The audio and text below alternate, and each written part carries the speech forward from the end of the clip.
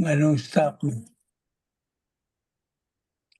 The word of God is alive and powerful, sharper than a two-edged sword, piercing even to the dividing asunder of the soul and the spirit and of the joints and the marrow, and is a critic of the thoughts and intents of the heart.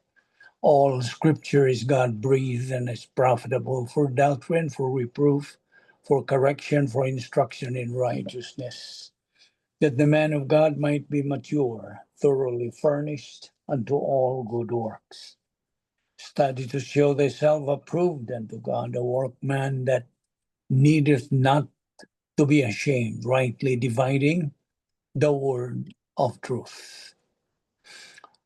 We go right away to our time to admit, to confess, to enumerate, to cite all our sins that we have committed today.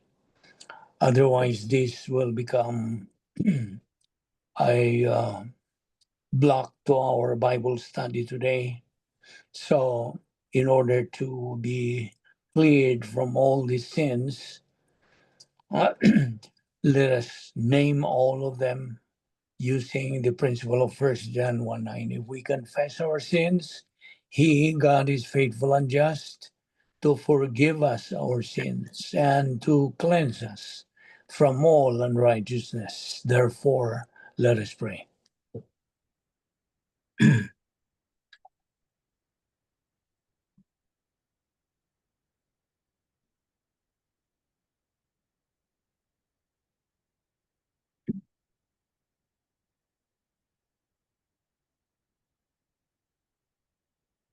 Let us pray. We consider it a privilege, Heavenly Father, to have this opportunity of fellowshipping with Thee in the Word. And we pray that God, the Holy Spirit, will take a portion of what we are going to study today and make it a source of blessing and challenge, as well as contributing to our acceleration to the high ground of maturity. We know, Father, that without this, we have no real purpose to remain in this life unless we attain that stage of spiritual maturity, since we have been given the logistical grace support on which to do so. And therefore, may we fulfill that objective as we persist in our assimilation of your word. All this we ask in Christ's name. Amen. 7 things that believers must remember every day. God is our Father. Christ is our Savior. Heaven is our eternal home. The Word of God is our guide in life. Every believer in Christ is my family. The good news of salvation, or the gospel, is my message. My destiny is glorification of God. And we know that we have been saved by grace alone, through faith alone, in Christ alone, through the scriptures alone, for the glory of God alone. That's why we have the Latin word sola scriptura, sola gratia, sola fide, solus Christo. Okay, now we welcome everyone to our Zoom Bible study. Today it's September, what's the date today? September 22. 29. Excuse me, September 29. Okay, it's Monday. So let us now concentrate on what we are going to take up today. We have said that the main thrust of our ministry is presentation or proclamation of the gospel to unbelievers. Now, for unbelievers, you need to hear this truth today. The divinity of Christ is the cornerstone of everything we believe. He was not just a man with wisdom. Our Lord Jesus Christ was and is God in the flesh. The Bible tells us in John 1:1, in the beginning was the Word, and the Word was with God, and the Word was God. That Word became flesh and dwelt among us. Think about it. Only God can command the winds and they obey. Only God can forgive sins and restore the broken. When Thomas, one of his disciples, touched his wounds after the resurrection, he declared, "My Lord and my God." That was not just emotion, it was revelation. This truth changes everything. If Christ is truly God, then his promises are unshakable. His power is limitless, and his sacrifice is eternal. We don't serve a weak Savior. We serve the Almighty who took on flesh to save us. Hold firmly to that truth today. Now, the foundation, or yes, the foundation of Christianity is our Lord's resurrection. This occurs in a moment of time, and for those resurrected is the beginning of eternity. The scripture, reveals two resurrection for man. Number one, for believers only, and this occurs in four phases. Number one phase, Christ is the first fruits. Number two, Christ or church age believers at the rapture. Number three, Old Testament believers and tribulational martyrs at the end of the tribulation. And number four, believers at the end of the millennium. So those are the four phases for believers only. But for unbelievers, this occurs at the end of the millennium, the 1,000 literal years of Christ's reign on earth, for the purpose of judgment and eternal condemnation at the great white throne judgment. Now, by the way, today, or this time and age of ours, God is keenly observing, watching, and evaluating the doctrines that we believers have learned from the Word of God, whether it really has remained as a strong fortress in the soul, and we have retained it, and now are we recalling them, applying them to this challenging and different time of our history.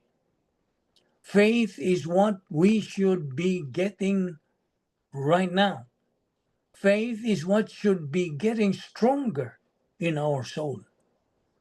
Faith comes by hearing, and hearing by the Word of God.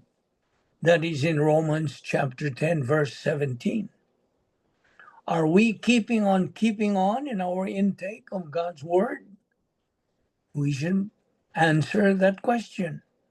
We should take it on a daily basis. We're supposed to do on a daily basis, since it is our spiritual oxygen that we breathe in and we breathe out for us to be able to live as God's people. Our message then is intended to remind ourselves to grow in grace and in the knowledge of our Lord and Savior Jesus Christ, thus edifying our soul. So we have to go onward as Christians, as believers in Christ. We sincerely and honestly declare now that we are proud and not ashamed to proclaim the gospel of Christ. We believers can now boldly say that heaven is our home, that God is our Father, that Christ is our Savior, and heaven is our eternal home. God the Holy Spirit is our guide. And we should be thrilled by the truth of God that says, I am on my way to heaven, my forever home, and that I'm going to be delivered from this difficult time in the history of this country, and that we fully trust God's word. In Philippians 4, 6, and 7, which says, be anxious for nothing, but in everything by prayer and supplication with thanksgiving, may your request be made known to God, and the God of peace which surpasses all understanding, shall guard your hearts and minds in Christ. You see, since God planned for us to have a purpose in life, right now, my question is, why are most people not having happiness and peace? You see, step number one comes this way. It is acknowledging the problem of man. Man has a big problem. And do you know what this big problem is? The problem of separation. Man has been separated from God at that moment that our first parents disobeyed God's mandate in the Garden of Eden. Therefore, here comes the formula. Adam's original sin plus old sin nature equals spiritual death. And spiritual death there is total separation from God. Romans 3:23 says, all have sinned and come short of the glory of God. And in Romans chapter 6, verse 23, the wages of sin is death. You know what? Listen, God created man in his own image and gave him a purpose for life. He didn't make man a robot to just automatically love and obey him, but he gave him free will, the freedom of choice. Man chose to disobey God by using his free will. He chose to disobey God and to go his own willful way. And man still makes his choice today. This results in separation from God. Man who is sinful is separated from God who is holy. So there is separation, there is a gap. Now, man through the ages have tried to bridge this gap in many ways. Many good works, religion, philosophy, morality, all of this without success. And listen, there is only one remedy for this problem of separation. It is the cross of Christ. He died for your sins. It is recognizing this remedy. The Lord Jesus Christ is the only answer to this problem of separation. Remember, I'm addressing this to you, unbeliever. You are totally separated from God. And you have nothing to do with God. Just as God has nothing to do with you because you are totally separated. Unless you realize this and recognize God's remedy. God is the only one who can remedy, who can solve this problem. I repeat, the Lord Jesus Christ is the only answer to this problem of separation. When our Lord Jesus Christ died on the cross, he paid the penalty for our sin and bridged the gap from God to man. He was the one who bridged the gap. Like I said, man is sinful, God is holy. The Lord Jesus Christ is the only mediator between man and God. No one else. What does 1 Timothy 2:5 and 6 says? For there is one God and one mediator between God and man, the man Christ Jesus, who gave himself as a ransom for all men. And what did he say in John 14:6? I am the way, the truth, and the life. No one comes to the Father but by me. In Romans chapter 5, verse 8, but God demonstrates his own love towards us in that while we were yet sinners, Christ died for us. The next step that we should take a look is it is man's response. Man must respond to the stimulus that God is giving him. Faith alone in Christ alone. That's how to respond. John 3:16, for God so loved the world that he gave his only begotten Son, that whosoever believeth on him shall not perish, but have eternal life. John 3:3 and John 3:7, unless a man be born again, he cannot see the kingdom of God. John 3:18, he who believes in him is not condemned, but he who does not believe is condemned already. John 3:36, he who believes in the Son has life, eternal life. He who does not believe in the Son does not have life, but the wrath of God abides on him. Therefore believe on the Lord Jesus Christ, and thou shalt be saved. There is no other mediator or savior, no redeemer, except the Lord Jesus Christ. Acts 4:12 says, neither is there salvation on any other under heaven given among men whereby we must be saved. Question: is there any good reason why you cannot trust Jesus Christ as Lord and Savior right now? When John 3:36 clearly says, believe on he who believes on the Son has life. He who does not believe does not have life, but the wrath of God abides on him. You see? So whatever difficulty, tribulation, or problems, catastrophes that will come our way, it cannot affect our soul as believers. Cannot. It cannot remove our salvation. It cannot remove our peace, our happiness and strength. As a whole, these difficulties, problems, and tribulations cannot remove our peace, our happiness, and strength as a whole. It cannot remove our spiritual life. It cannot change God's plan for our life. It cannot remove the plan of God. It cannot remove God's operational divine dynasphere of believers. And so, here is a point of doctrine I would like to share with you for you believer now.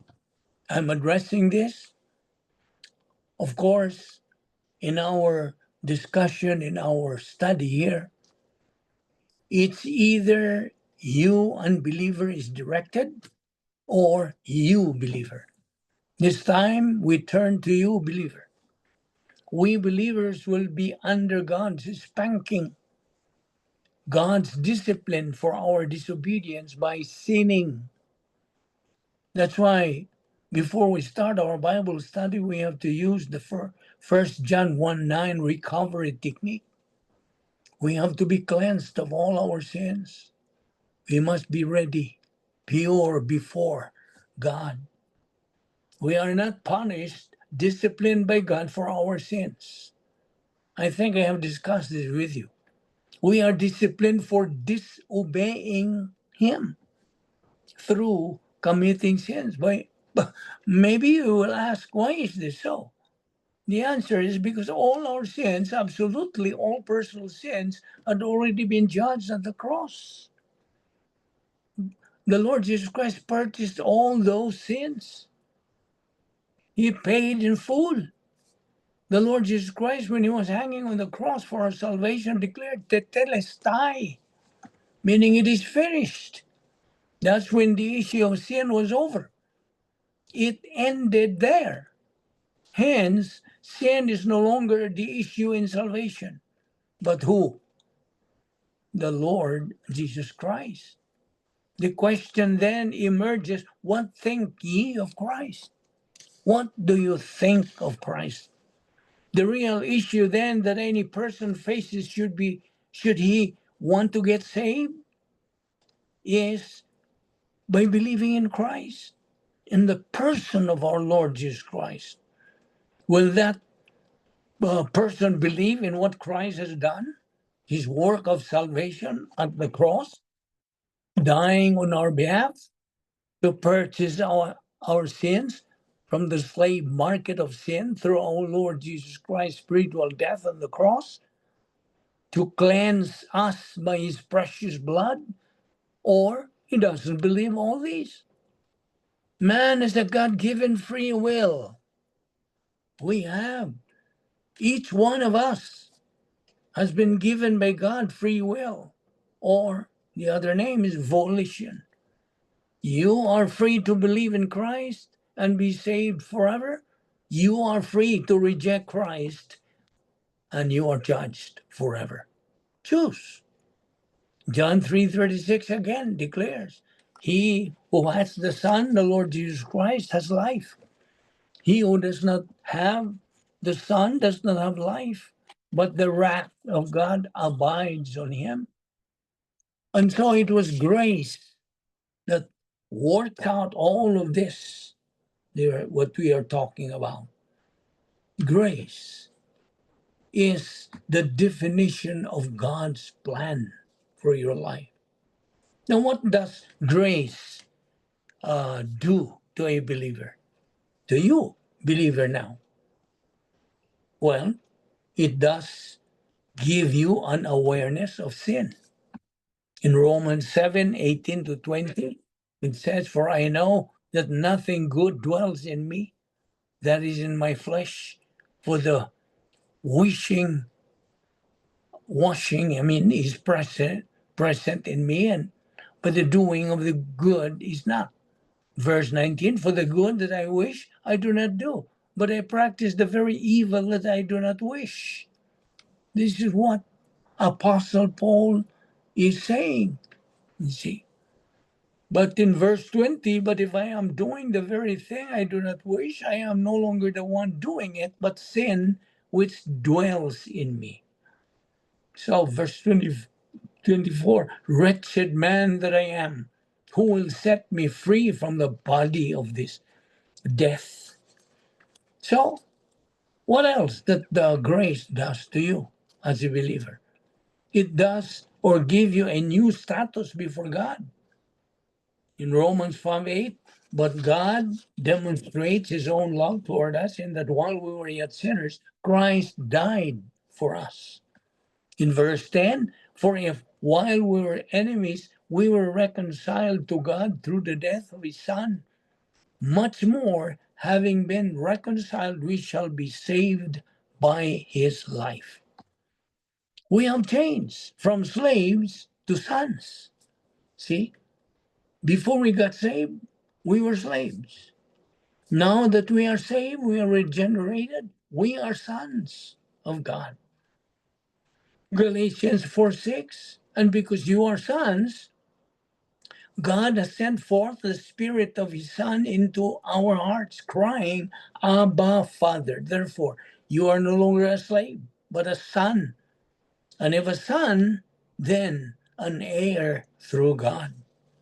What else does grace do to you, or that you have benefited from? God's grace gives us a new heart. Ezekiel 36:26 says, moreover, I will give you a new heart and put a new spirit within you. And I remove the heart of stone from your flesh and give you a heart of flesh. See? Galatians 5:17, for the flesh sets in its desire against the spirit, and the spirit against the flesh. For these are in opposition to one another, so that you may not do the things that you please. All of these things. Now let's go back to you, unbeliever. What is the first sign of true salvation? Now, you, as an unbeliever, are unregenerate. You are in a lost condition. It's God's word that says that. Because, listen, you are openly hostile towards God.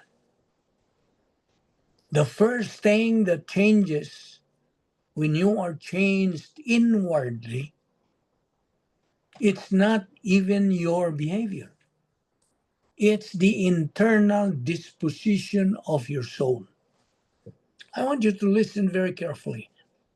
Unbeliever, listen. It is the attitude of your heart that is the first change of spiritual renewal. You now have an affection for God that you never had before. It is not perfect, and it's far from being perfected, but it is there, and it's real, and it is working. You'll not be able to locate it on an X-ray, no. Its origins and its power will probably remain mysterious to you until the day you die. But they are undeniable reality. The reality is that your heart is beating for God, where it never did before. That's the true sign or first sign of true salvation. And so let me quote as preached by the Christian hero, the late Charlie Kirk. Okay? This is what he said. Once he said to the audience of his organization, what was his organization? Turning, what's that? Turning Point USA. Point USA. Okay. Now, he said, all of us are going to have a court date. We all die.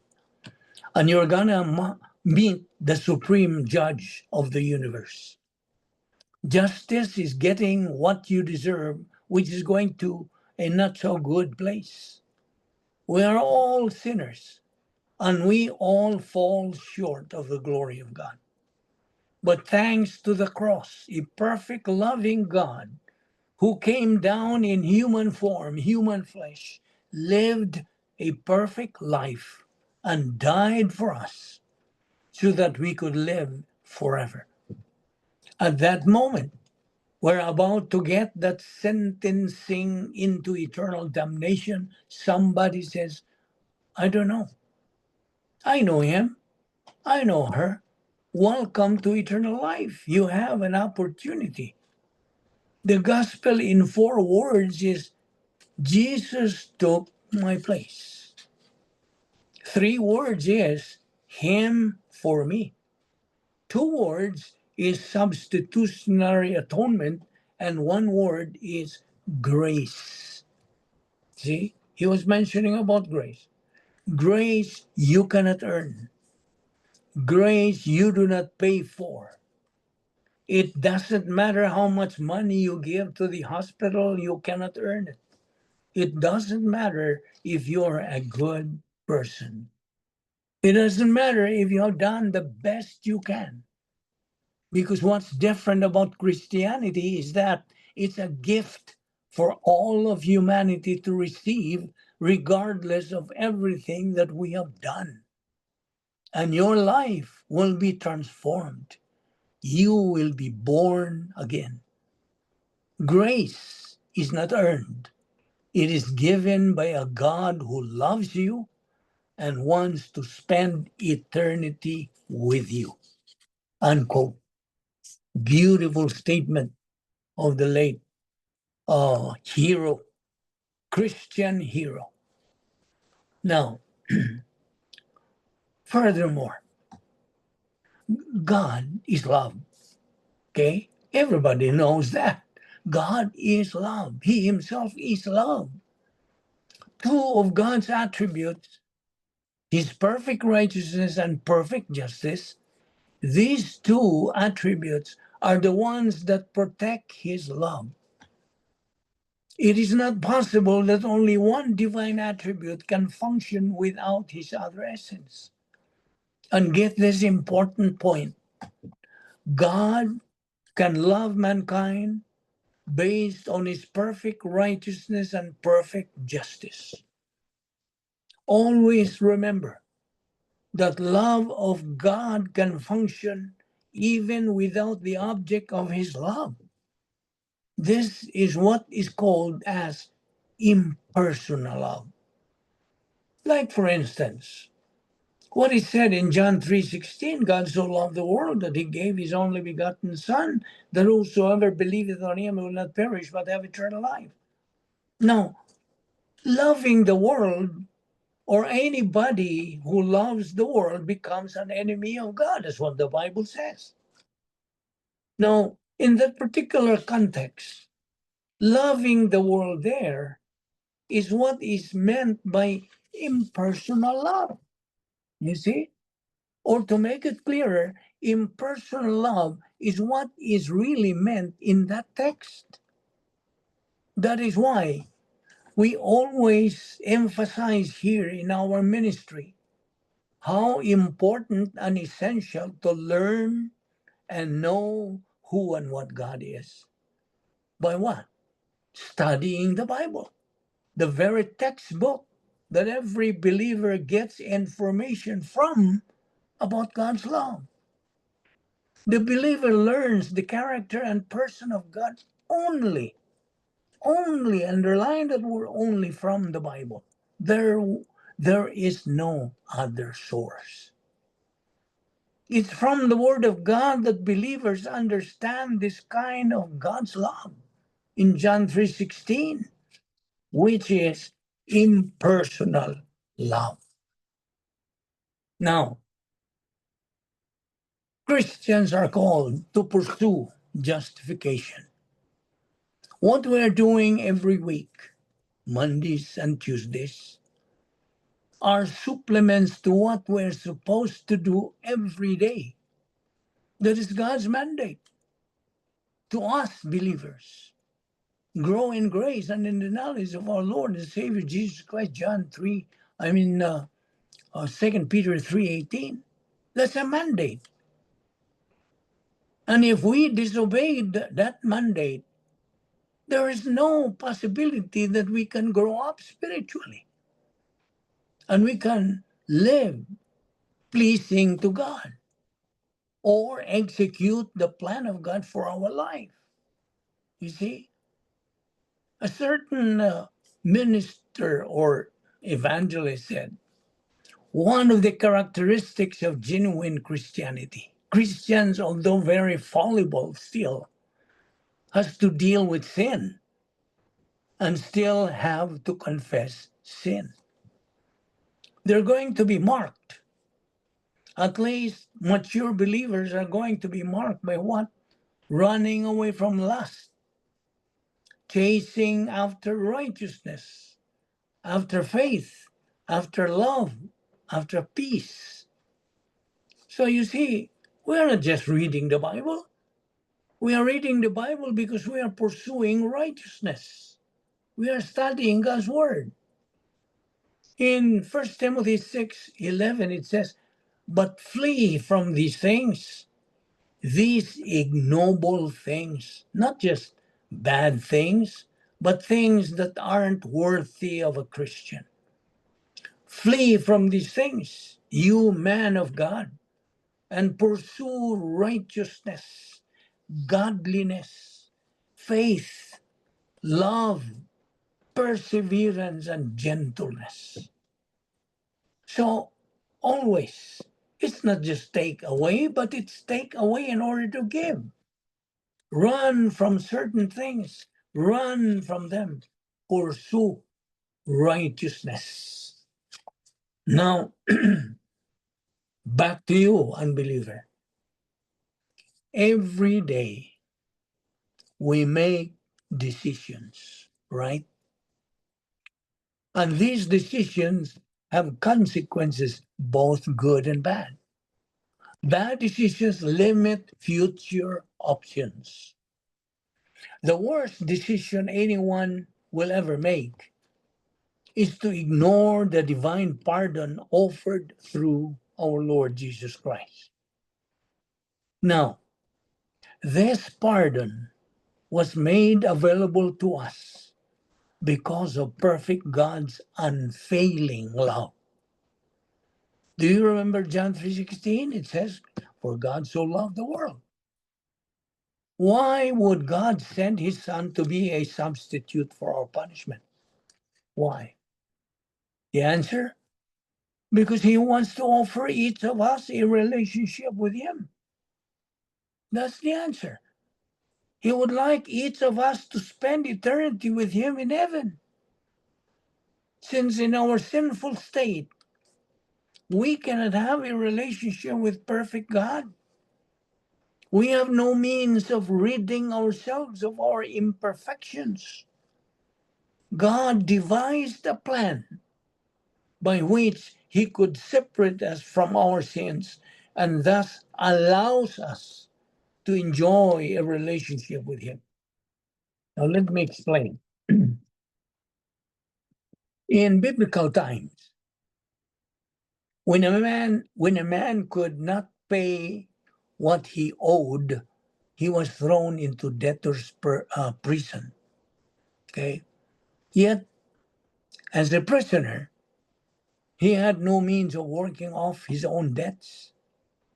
He therefore had no way of freeing himself. Instead, he was forced to rely on a close friend or family member to work in his place and earn back the money owed.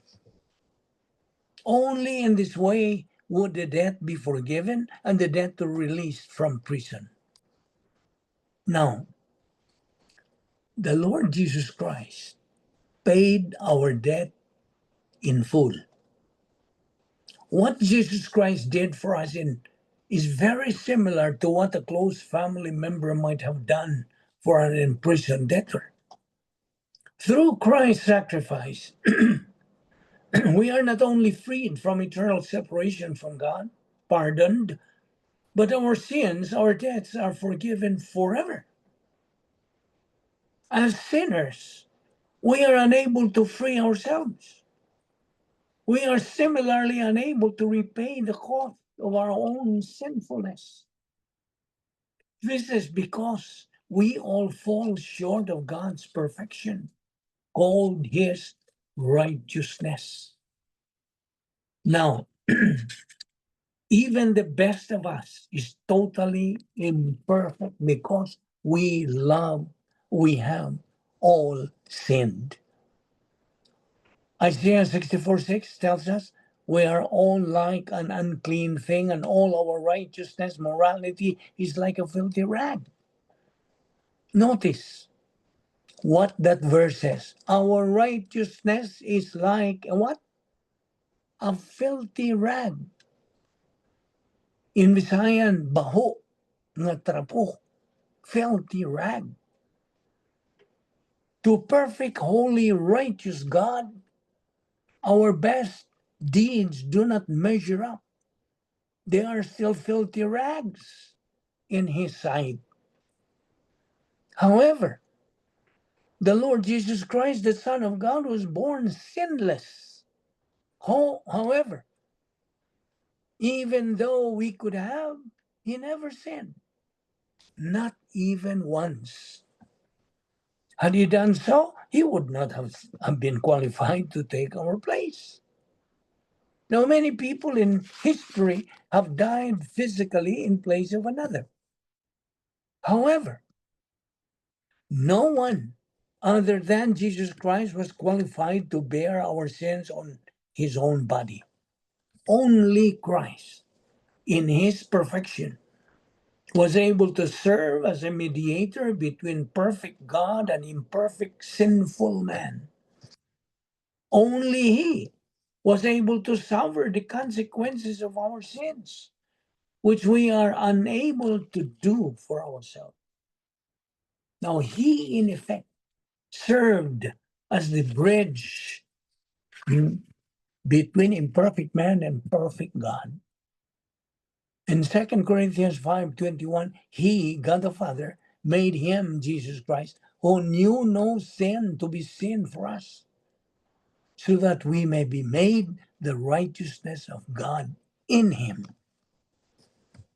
It is through Christ's sacrifice that God opened the door for us to come to him and have fellowship with him. Are you following me? Life truly begins for each of us when we understand and accept this gift. It is a gift from God.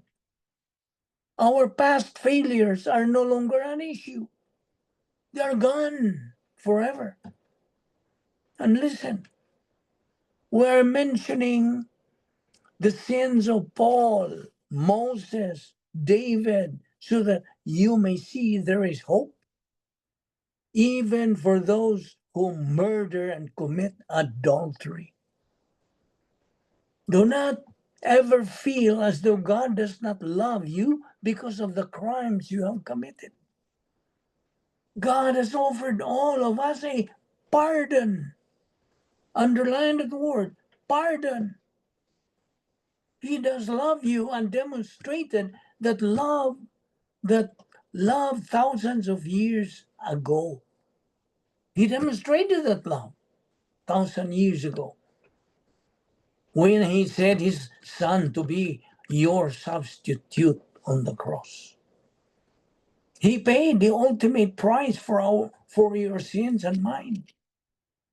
While it may be true that we have failed and committed big time sins, it is also true that life is not over. There is a new life in Christ. Even if you are incarcerated, life is always about your decisions and the road you are willing to take. You make millions of decisions in your lifetime, okay? And all of them can have lasting impact. It does not matter if you are rich or poor, famous or infamous, you are a product of your decisions. The greatest decision you could ever make is to receive Christ as your Savior. If you choose for Christ, then you will spend eternity in heaven regardless of what you have done on this earth.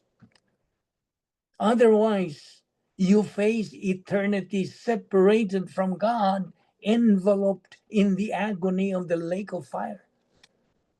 So take the pardon. What does John 3:18 say?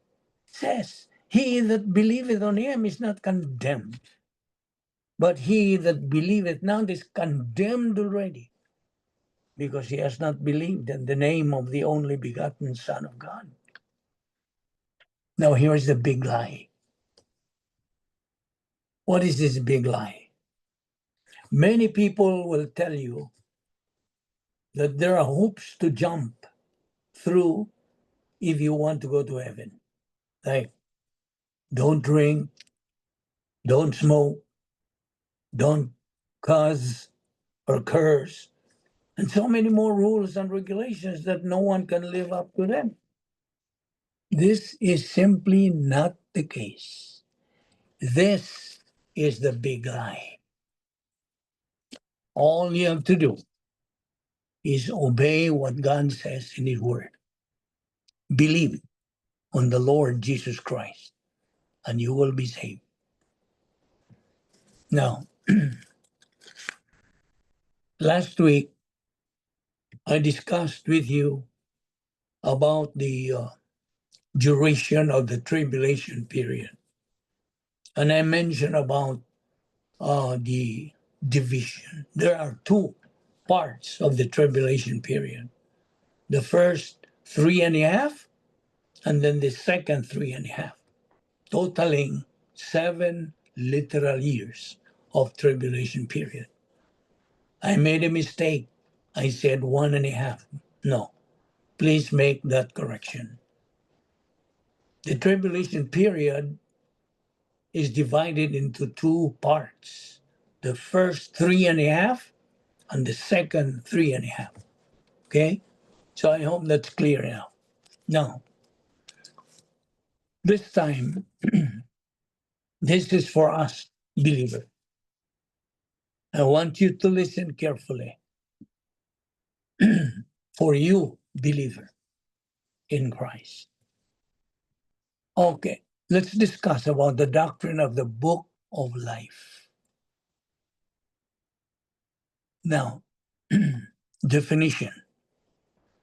What is the definition of the book of life? The book of life, ang libro sa kinabuhi, that's the Visayan translation. The book of life is a permanent divine record of every member of the human race who has trusted in Christ as Savior, who therefore possesses everlasting life, and therefore whose name is written into the Lamb's book of eternal life. That is in Revelation chapter 3, verse 5, which says, "The one who conquers will be dressed like them in white clothing, and I will never erase his name from the book of life." Also in Philippians chapter 4, verse 3, "Yes, I say also to you, true companion, help them. They have struggled together in the gospel ministry along with me and Clement and my other co-workers whose names are in the book of life." Now, and the negative side of this that we are going to see is Revelation 13, 8, Revelation 17, 8, and Revelation 20, 15. Okay? The last three passages deal with the fact that the unbeliever's name is not found written in the book of life. That's why he is cast into the lake of fire. Now, listen, God does not need books to keep records. Omniscience has not only perfect knowledge, but a perfect memory. But this is a humanly devised analogy to explain something by way of the perfection of the divine memory, and to explain to us the fact that God has a permanent and a perfect record of the attitudes of all members of the human race towards the Lord Jesus Christ. You see, he knows everybody who has accepted Christ as Savior, just as he knows everybody who has rejected Christ as Savior. And one of the 70 plus things that's imputed to the believer at the point of salvation is that his name is written also into the Lamb's book of life. So, I repeat, the definition of the book of life is that it is a permanent divine record that God has for every member of the human race who has trusted in Christ as Savior, and therefore who has everlasting life, and therefore whose name has been written into the Lamb's book of life. That's the definition. Point 2, description. Okay? The book of life is the divine record which contains the names of all believers in Jesus Christ. All believers. Therefore, of all regenerate persons in human history. You, as a believer, your name is written in the Lamb's book of eternal life. And again, the fact that the unbeliever's name is not found written in the Lamb's book of eternal life in Revelation 20:15, which says, if anyone's name was not found written in the book of life, that person was thrown into the lake of fire. That's the reason why he is cast into the lake of fire. Clear? That's point number 2. Let's go to point number 3. The book of life is used to portray the omniscience of God as it is related to positive volition or negative volition on the part of the unbeliever toward the Lord Jesus Christ in human history. You remember the 5 essence or essences of man? Can you name them again? God has how many attributes? God has how many attributes does he have? 10. 10. But while man has only 5. 5. Can you name them? This is the review. Okay, I'll give you the first one, self-consciousness. What's next?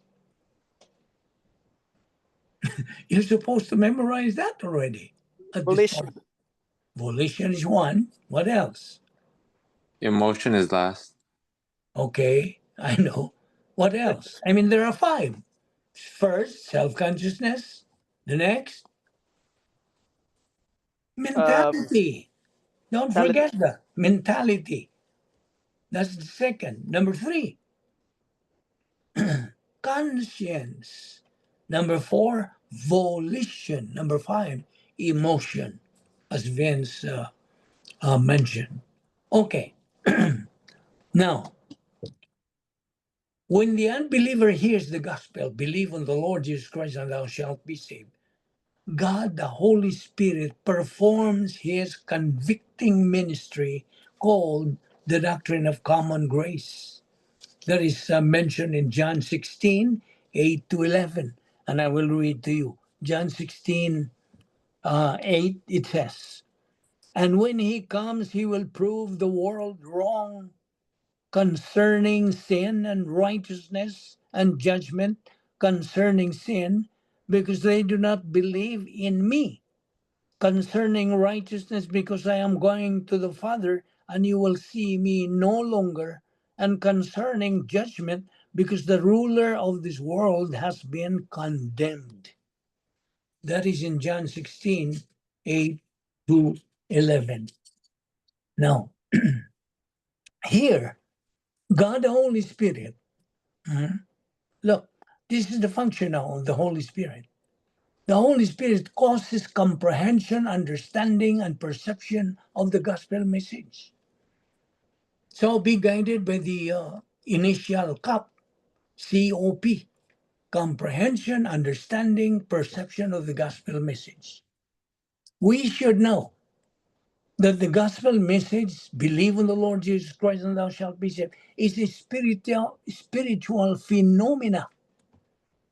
And as a spiritual phenomena, it cannot be understood by a spiritually dead person. You see? That is in 1 Corinthians 2:14. The man without the Spirit, or the man without the Spirit, does not accept the things that come from the Spirit of God, for they are foolishness to him, and he cannot understand them because they are spiritually discerned. Now, unbelievers, what is the condition of unbelievers? Spiritually dead. Okay? Of course, they are physically alive. So many billions of people are walking on the face of the earth right now.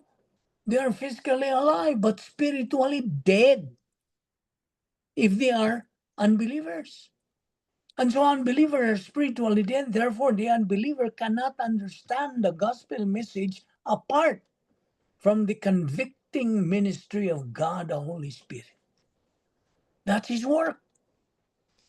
And therefore, it is the convicting ministry of God the Holy Spirit that causes the unbeliever to comprehend the gospel message. Okay? At the same time, it shows to the unbeliever that this is the truth with regard to the acquisition of eternal life. At the same time, the unbeliever is brought under conviction of the fact that if he does not change his attitude, if he's negative, if he doesn't change his attitude and trust in Christ as Savior, what's going to happen to him? He is eternally condemned in the lake of fire. That's in John 3:36. However, if the unbeliever is positive, what's out now? Once he gets positive at the point of gospel hearing, of course, he's going to accept Christ as Savior right on the spot. But the unbeliever who is negative at the point of gospel hearing is convicted by God the Holy Spirit. Faith comes in. Faith for the unbeliever who is positive to the gospel. Okay, I'm talking about the unbeliever. He gets positive to the gospel. He is being energized. See, gibuhi. He's gipalihok. He is being energized, activated, becomes a living faith. That faith that he has becomes a living faith. Hence, it becomes an appropriating faith. And the unbeliever with that faith in his soul believes in the gospel message. So, at that point of faith in Christ, one of the 40 things imputed is that God, the Holy Spirit, having successfully convicted this unbeliever who has responded positively to this, now God, the Holy Spirit, takes into gear one of his salvation ministries. He regenerates, activates that dead or dormant humans. You know, when Adam and Eve disobeyed God in the Garden of Eden, their human spirit shriveled up. How do you translate that in Visayan? Shriveled up. Well, nta? Piyos. Kana. Yes, I like the translation. Hinghiyos. Hingkuyos. You see? That's what happened to their human spirit. And so therefore, that unbeliever who now gets positive and responds to God's stimulus of believing in Christ, then his the Holy Spirit now takes into gear one of his salvation ministries. He regenerates, activates the dead, dormant human spirit. There, nabuhi. Can you see that? So again, point 3, the book of life is used to portray the omniscience of God as it is related to positive volition or negative volition towards Christ in human history. And of course, God's omniscience is related to the doctrine of divine election. That's found in Ephesians chapter 1 verse 4 and 1 Peter chapter 1 verse 2 and so on. Well, what does it say? It says, who has been chosen according to the foreknowledge of God the Father through the sanctifying work of the Spirit for obedience to Jesus Christ and sprinkling by his blood, grace and peace be yours in abundance. Okay? So far, is there any question before we proceed? No, no problem. No question. So in Ephesians 1:4, for he chose us in his in him before the creation of the world to be holy and blameless in his sight. But again, this is a written record that God has in manifesting his omniscience with regard to the manner in which unbelievers respond to the gospel and either accept or reject Christ as Savior. That's point 3. Let's go to point 4. As physical life is required only by physical birth, so spiritual life is required only by spiritual birth. Did you get that point? I will repeat. As physical life is required only by physical birth, so spiritual life is required only by spiritual birth. Because spiritual birth is regeneration. Okay? John 3:3, except a man be born again, he cannot see the kingdom of God. So spiritual birth is the activation of this dead human spirit. The human spirit is activated, energized, enlivened, which is the storage, this human spirit is the storage and retrieval system for Bible doctrine, but also provides capacity for fellowship with God. Now remember this point of doctrine. A believer cannot have fellowship with God without an activated human spirit. Of course, that's number one requirement. You must have an activated, energized, enlivened human spirit in order for him to have fellowship with God. So what do we mean? If I ask you, what do we mean by being born again? Basing on what we just discussed. What does it mean to being born again? Anybody who can enlighten the group about what I just explained? Being born again is what? What does it mean? That you're spiritually alive. Of course, you are being spiritually enlivened. See, your spirit is now enlivened, energized, activated. What else? Or who else can explain being born again? Supposing you are asked by anybody of your friends there outside, what do we mean by being born again?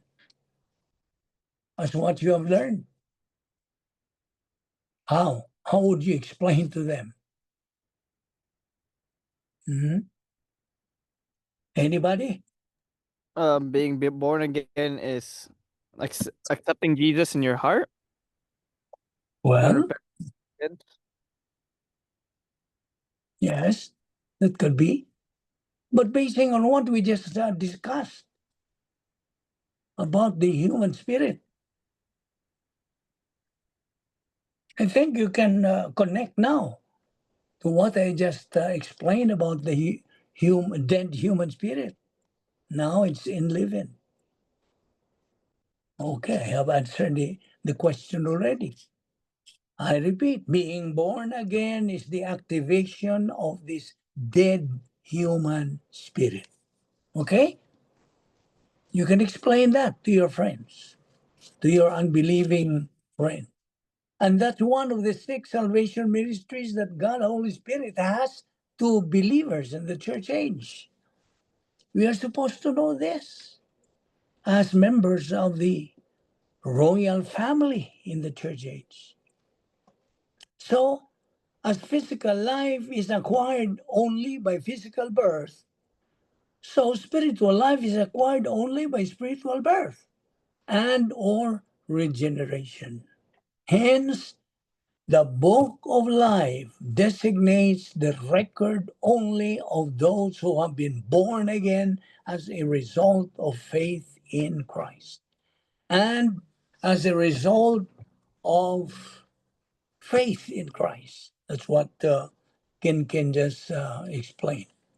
Faith in Christ, having that dormant human spirit activated by God, the Holy Spirit. In Titus 3:5, not by works of righteousness which we have done, but according to his mercy he saved us, by the washing of regeneration, even the renewing ministry of God, the Holy Spirit.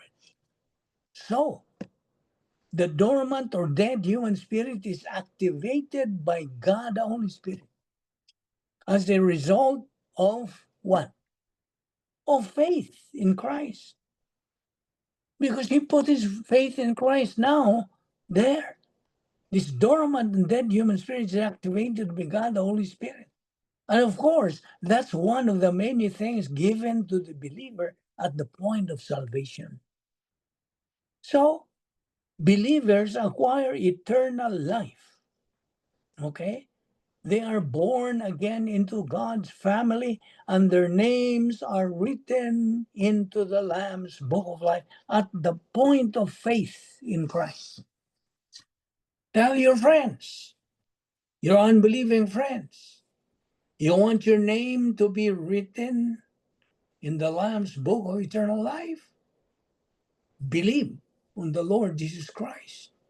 Then your name will be found written in the book, in the Lamb's book of eternal life. Without being born again, your name cannot be found there. And so, point 5, okay? The book of life, as a title itself, is a book of life, not a book of death. Okay? It's not the book of the human race, it's the book of life. And there are two nouns that are used.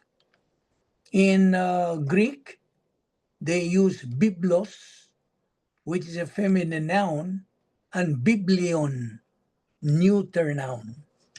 But both nouns are modified by the noun zoe. You know, who is bride? What do we mean by zoe? Z-O-E. Anybody? Zoe, where the word zoology comes from. Anybody? Nobody? Zoe means life. Do not forget that. What do you mean by zoology? Anybody? Study of Study of life. Study of what? life. You see? Yeah. Zoology comes from the word zoe. That's why both nouns, biblos and biblion, are modified by the noun zoe, and that's the word life.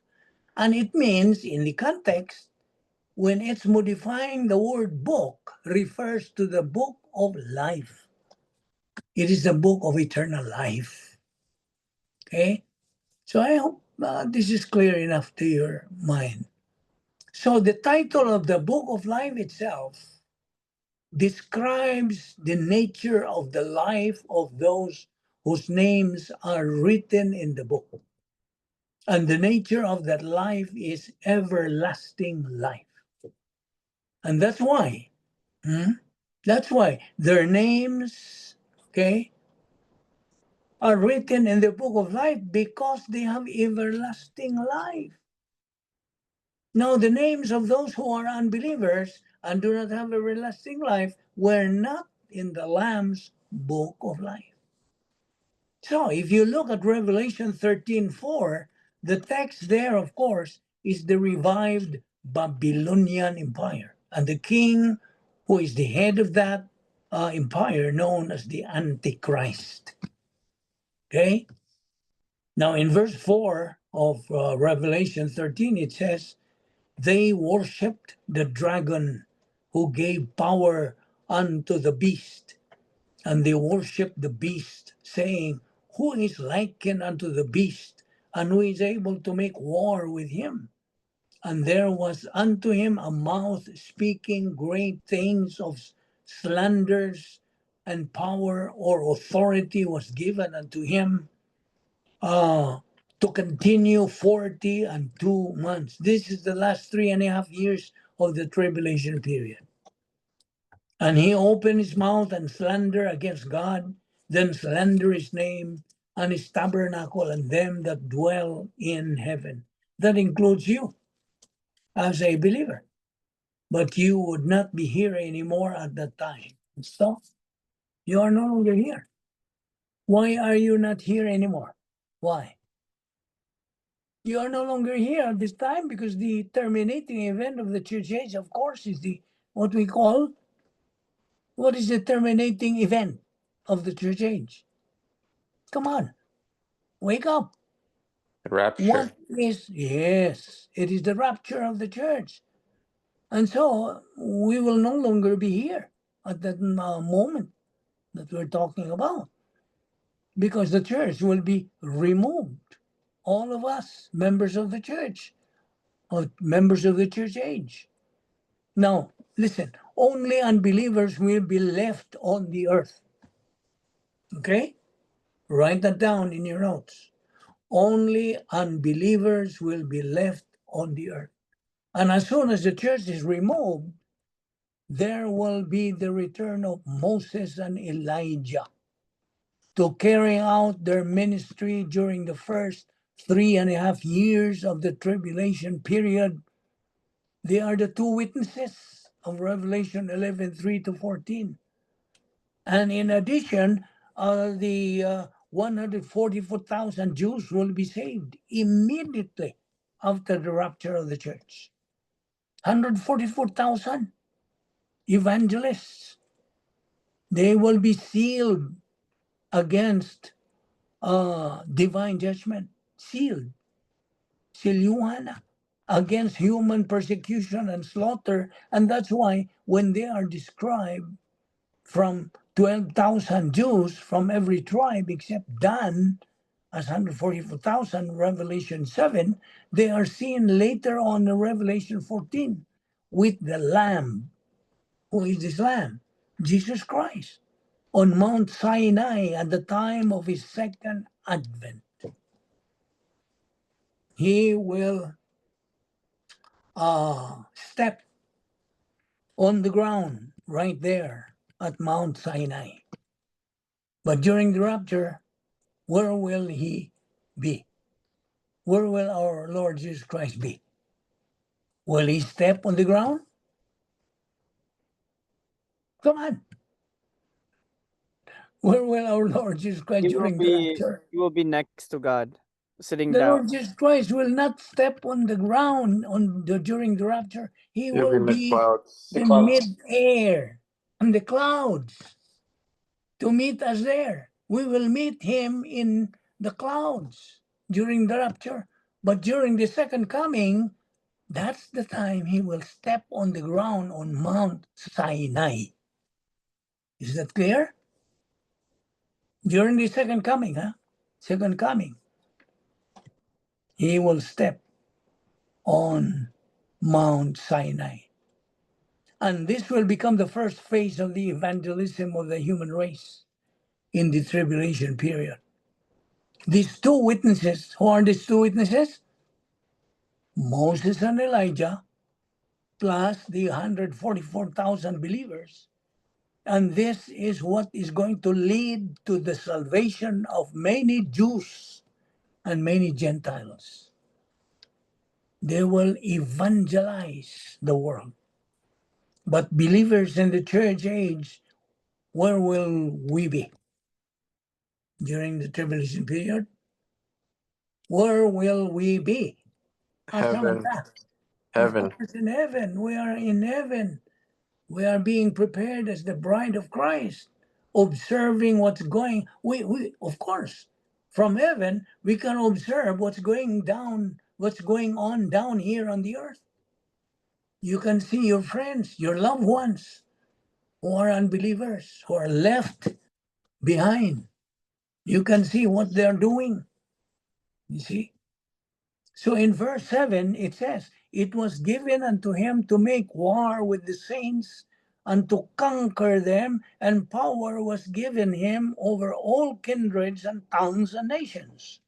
And in verse 8, and all that dwell upon the earth shall worship him, that means this beast, whose names are not written in the book of life of the Lamb, slain from the foundation of the world.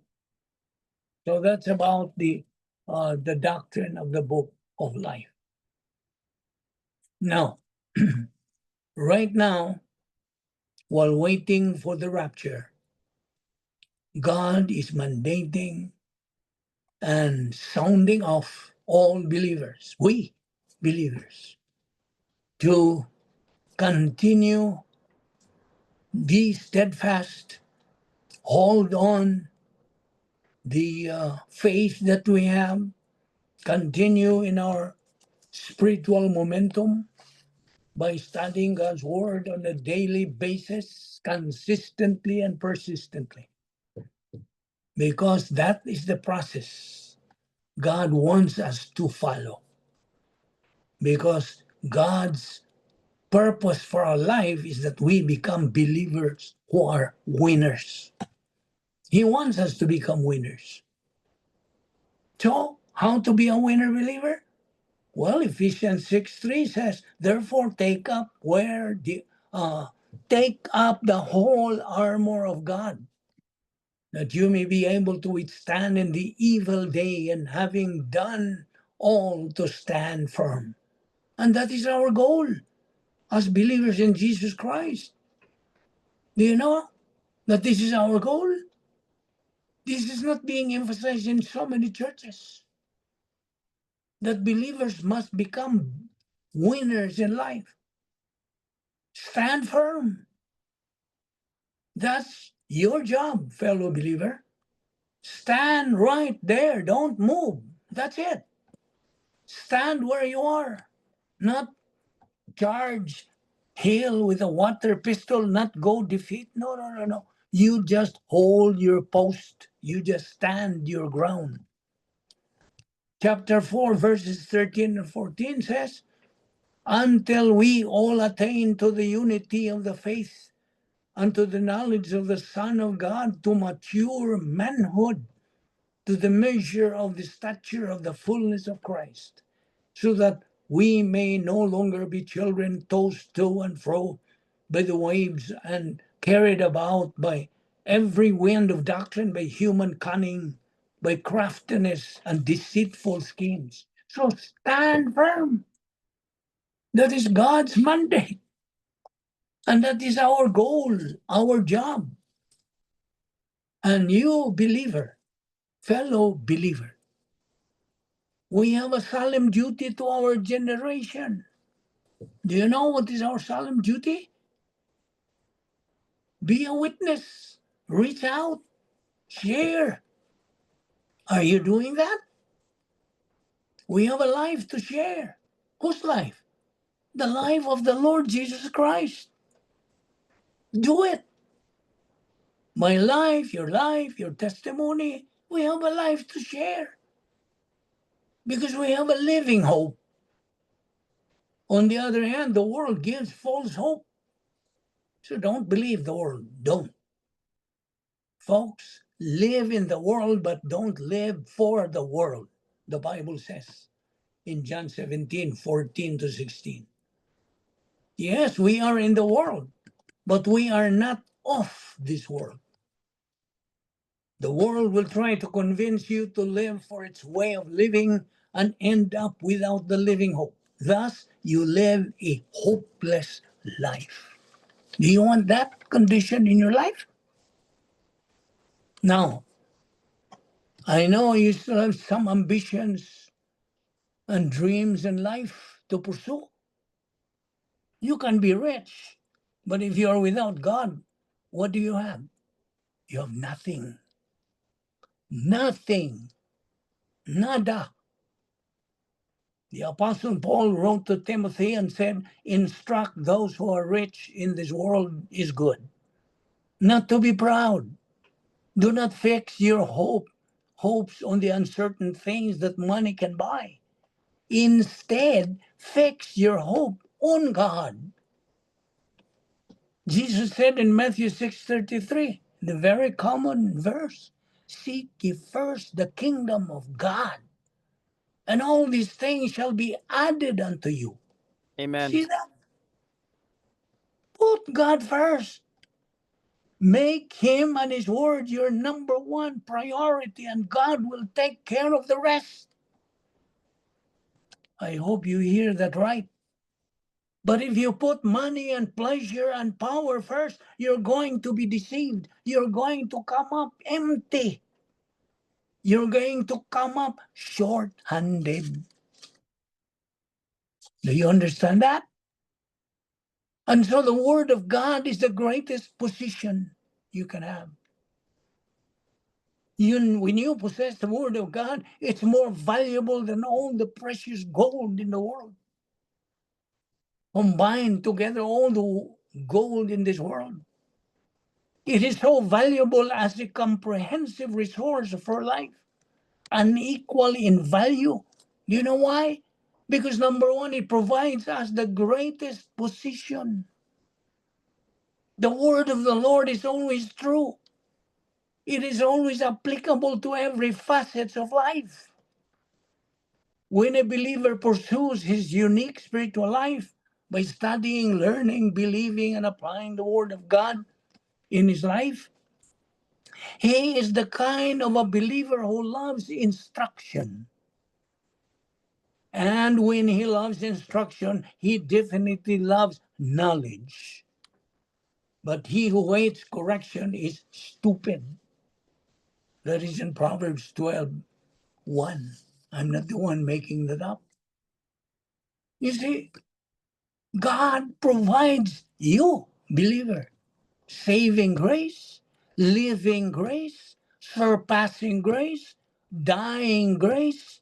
When your life is over here in this world, that's dying grace. Eternal life in the eternal state.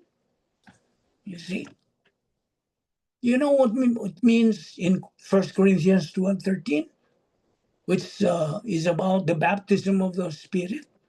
It means the following. Number one, putting a believer into union with Christ. That's your positional truth. Number two, it identifies you, believer, with Christ. Number three, you share with Christ in everything that He has, in everything that He is. You are in absolute and in total unity with Christ. Do you believe that? That is in God's Word. Through the baptism of the Holy Spirit, you are put in union with Christ. And if you don't realize that, I'm sorry, you have a poor spiritual life. You are a potential loser in life. God does not want you to become one.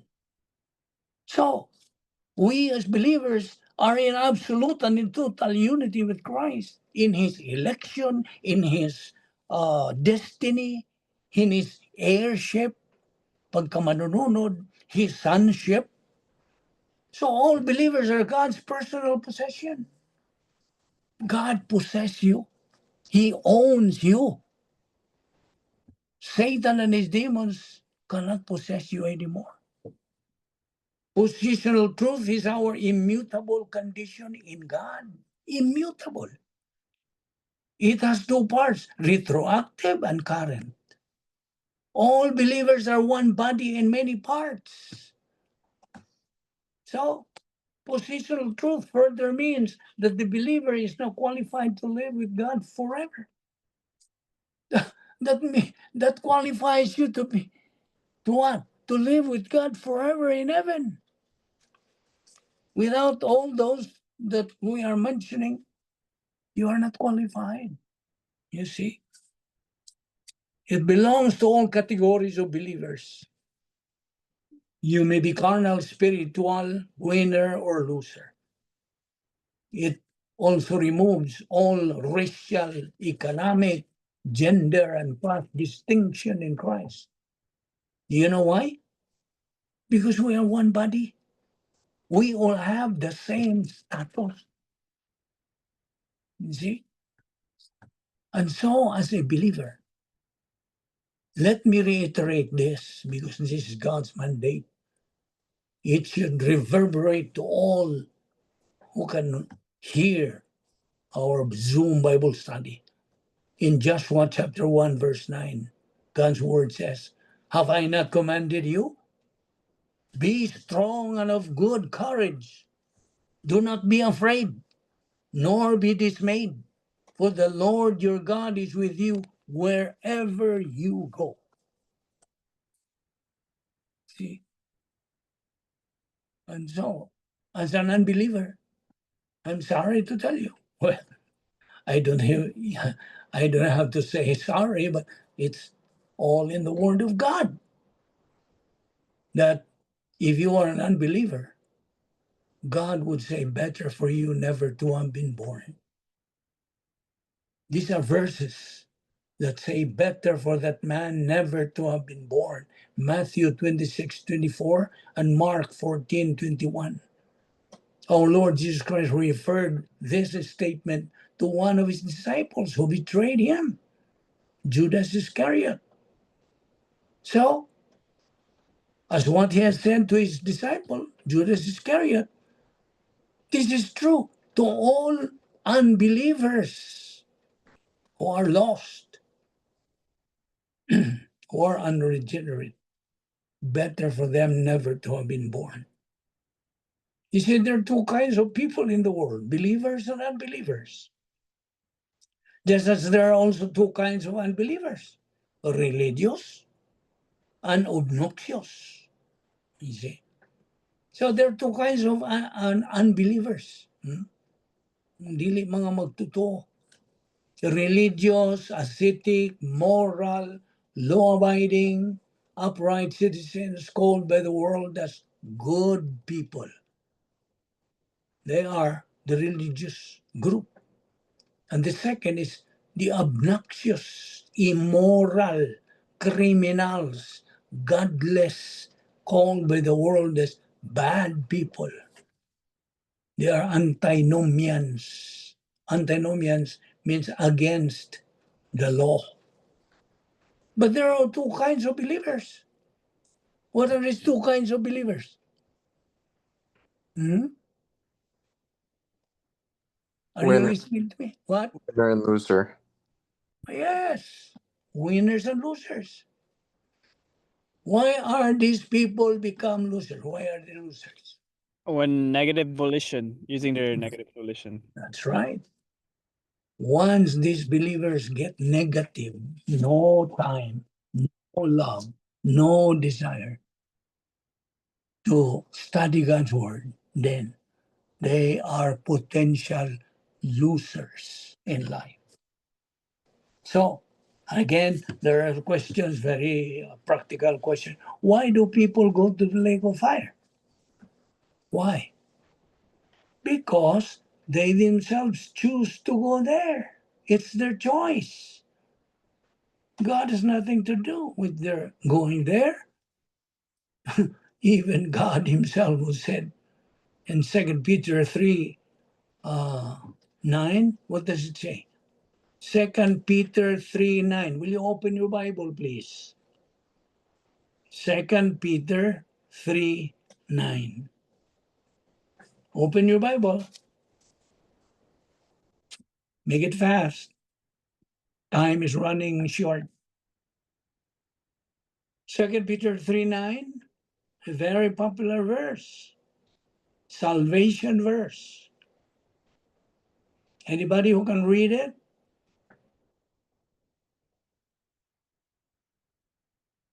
Not yet? 2 Peter chapter 3, verse 9. Does anyone want to read it? Anybody? Wala pa kasturya? Huh? No, you don't I'm have the giving a Bible? chance for those who haven't spoken today if they want to read it. Okay, can you read? Anybody?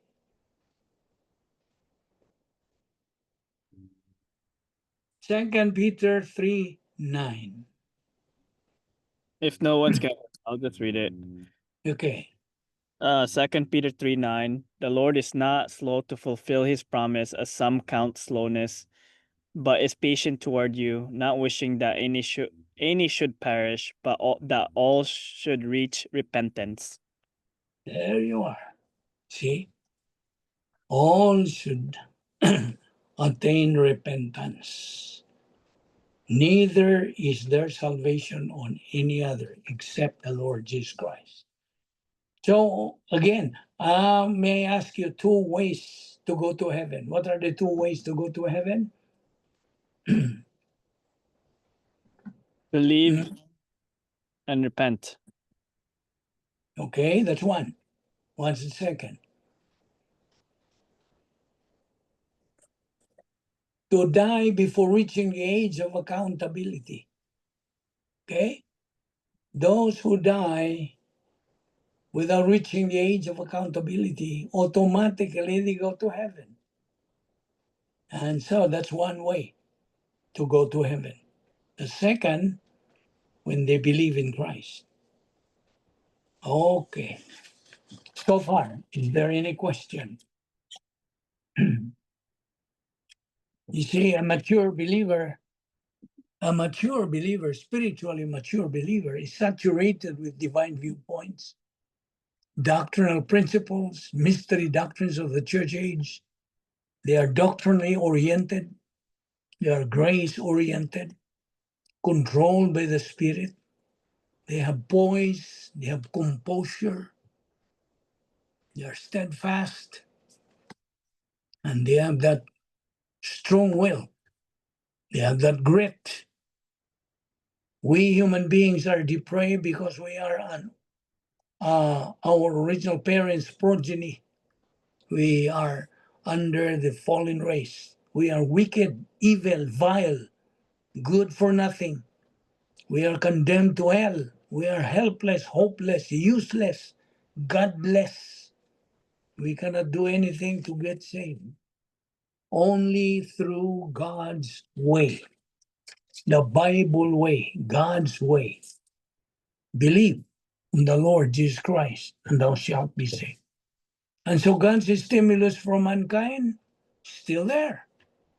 Every moment of every day, God's stimulus is right there before them. Every stimulus, needs a response, and every response has a result. The stimulus is the cross, representing salvation. Faith in Christ. Only through Christ that man can be saved. There's no other way. And when he believes in that, he responds positively.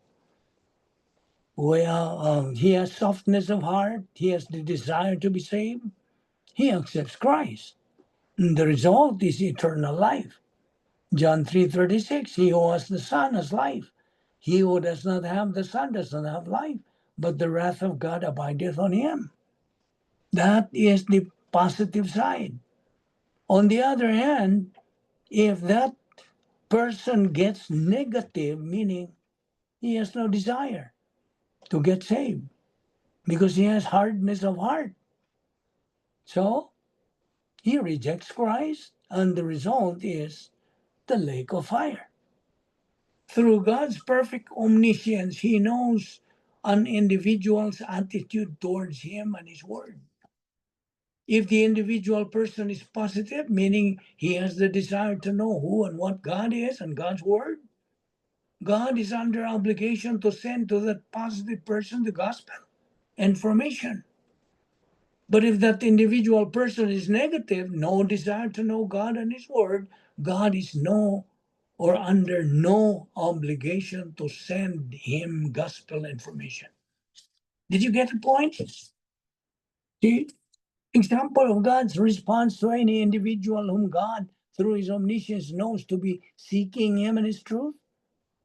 When God sends an evangelist, a minister, a missionary to where that positive individual is located, he may be living in a remote place.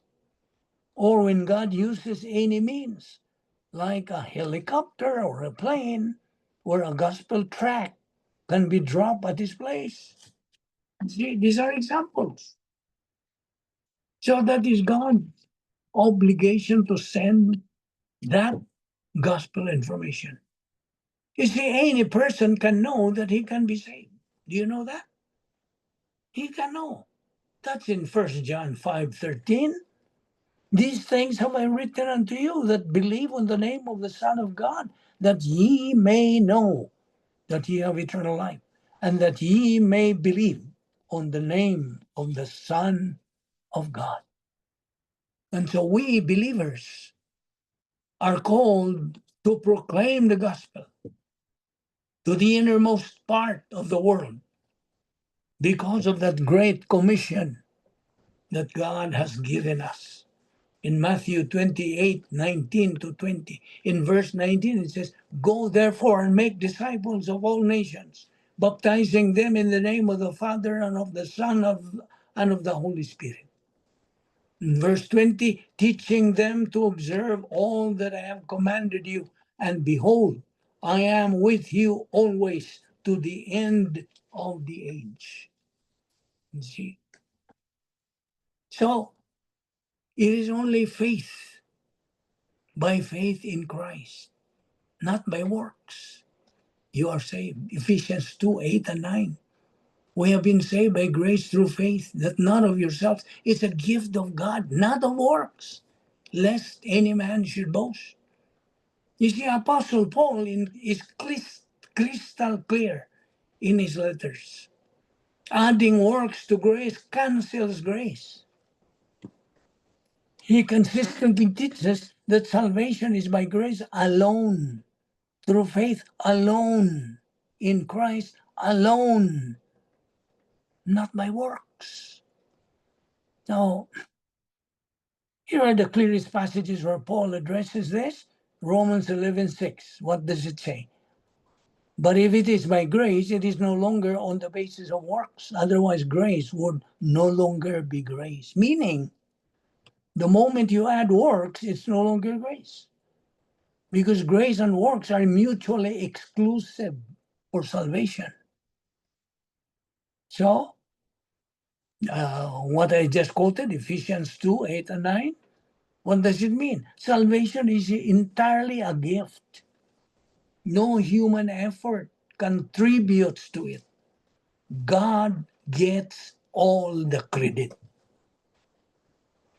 In Galatians 2:21, I do not nullify the grace of God. For if righteousness were through the law, then Christ died for no purpose.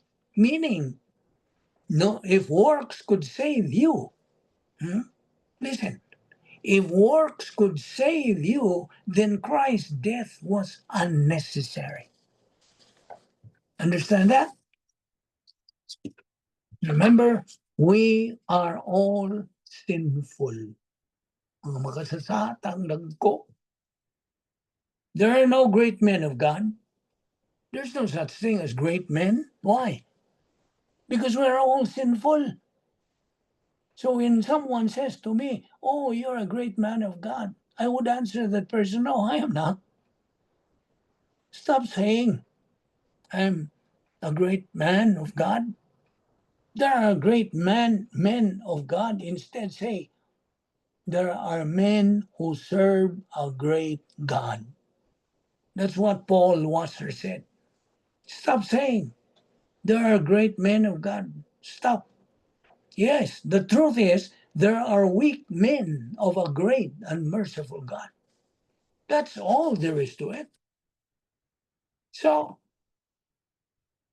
we believers are always facing with a big V, volition. You see, the doctrinal framework, volition, is the issue in the angelic conflict. That's why, that's the purpose. God gave us free will. Now, if you are not plugged into doctrine because you are negative, you have wrong priorities in life, then you are a product of that decision.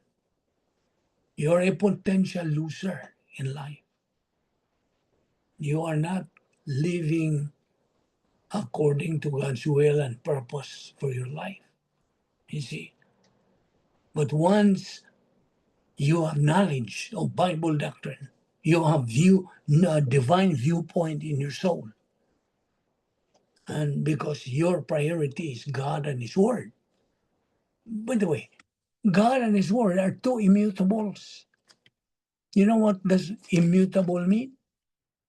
Cannot change. You see, cannot be altered. Immutable.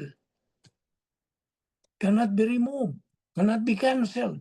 You see, there are two immutables in the whole universe, God and His Word.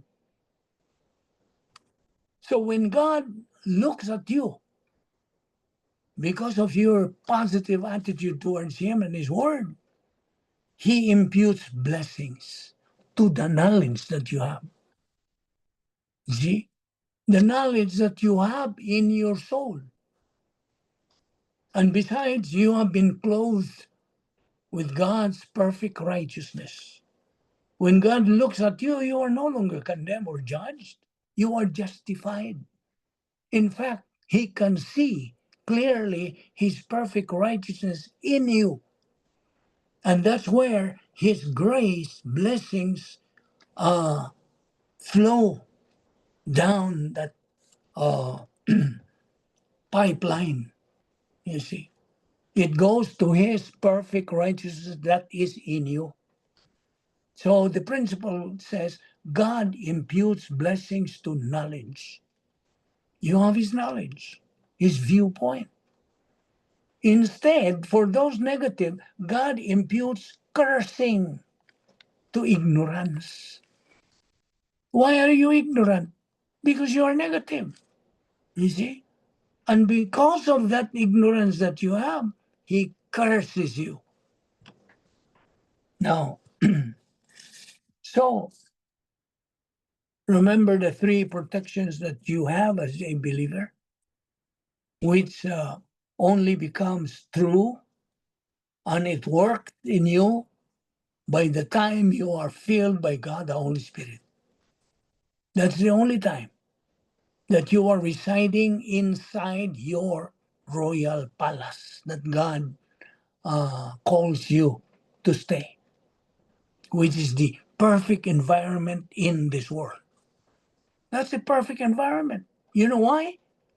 Because inside the protocol plan of God, which is otherwise called the royal palace, you are as good as God is good.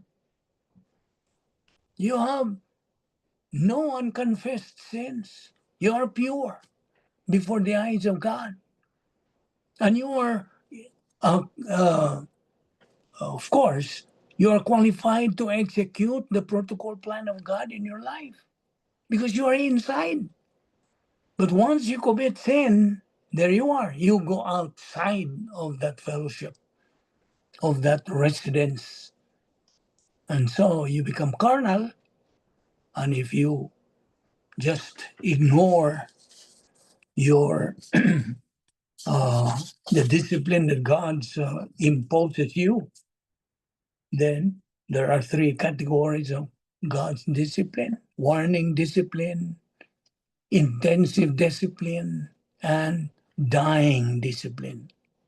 You see, I don't think you can afford to pass through all those. You see, remember, if you don't have the doctrine of God's word, if you don't have divine viewpoint, remember that we are in the age of apostasy. People nowadays, majority of people nowadays are departing from the truth. See, this is the age of apostasy. What are rampant in this age of apostasy? Humanism, atheism, agnosticism, socialism, communism, all those are very rampant because of the age of apostasy. Remember, as you continue growing up in the Word of God, in your spiritual momentum, remember, your labor in the Lord is not in vain.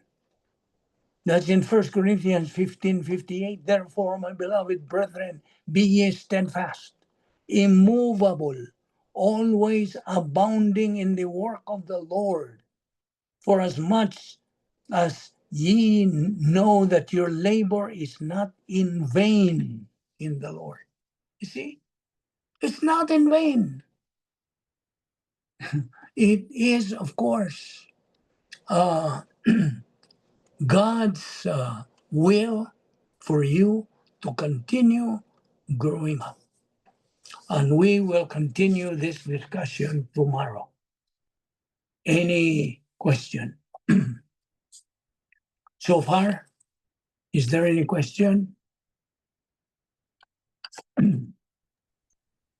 Before we close our session today, Wala, Lolo Vic. wala. Okay. No. So we will meet again tomorrow at 1:30 California time Correct. and 2:30 Idaho time. Let us pray. We thank you, Heavenly Father, for the grace, opportunity of fellowshipping in your word today and learning especially the doctrine that we just took up today.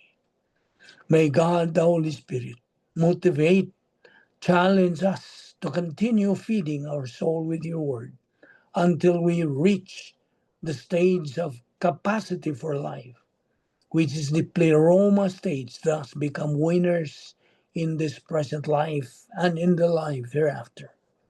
We pray that what we learn in your word today may become a blessing to our life.